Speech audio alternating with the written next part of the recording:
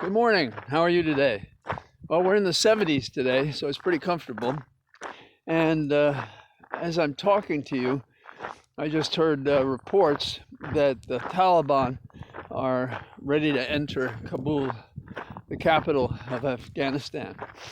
There are talks about a negotiated surrender. There are talks about preserving the safety, if you will, and a transition to Americans leaving and to people there. Taliban has overwhelmed the entire country. Basically, when confronting soldiers for the government, they have given them their arms and left their uniforms and left the field of battle. So Biden, they say, was surprised about the collapse in Afghanistan. We used to have these terms about how we propped up dictators or governments. And on some level, we had to know that that's what was happening here. And when the people won't fight for their government, it says something about the nature of that government, that they don't feel loyalty. They probably don't believe there's a bit of difference between the Taliban running their country and the government we propped up running that country. And they know on the ground, in a way that we don't know, what kind of deals went on that we would find, at least in our tender natures, to be embarrassing. I also don't think you can hold this administration, and maybe several, for the errors of how we define the mission in Afghanistan.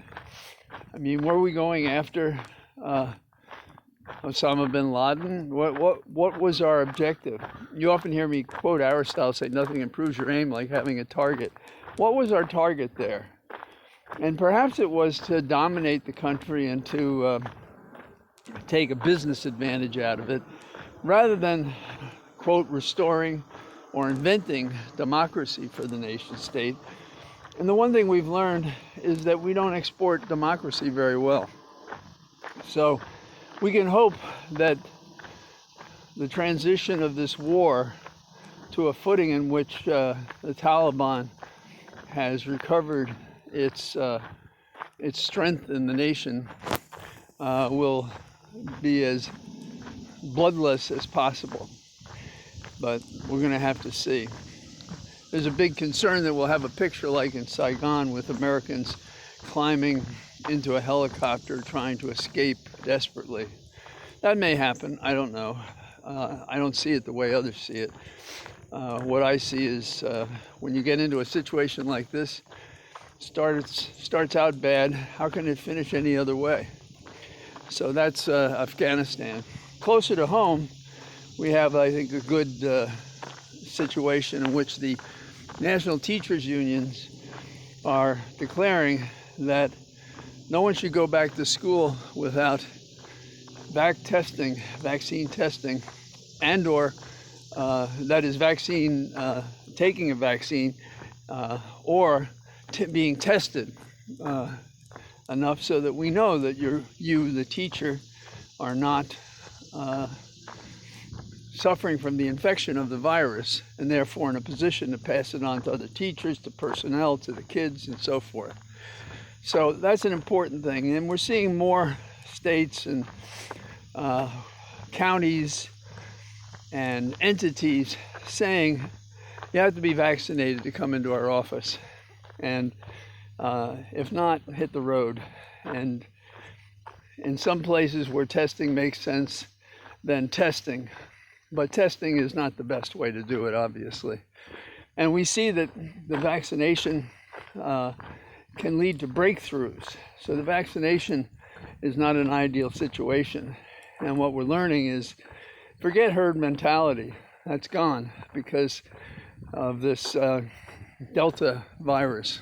So Haiti is an amazing place. Consider, they've had assassination, they have terrible poverty, they're now suffering from an earthquake, and there's a storm coming.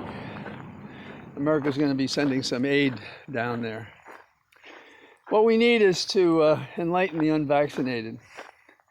Later today, my good friend John McLaughlin from up Boston Way and I are going to have our maiden broadcast of On the Level. And the first issue is going to be about the state of disunion. And I think you understand what that's all about. So I hope you get a chance and can join us. And meanwhile, I'm enjoying the easy weather in our cathedral of trees in Northern Virginia. All the best. Talk to you tomorrow. Hope things are better tomorrow. Bye-bye.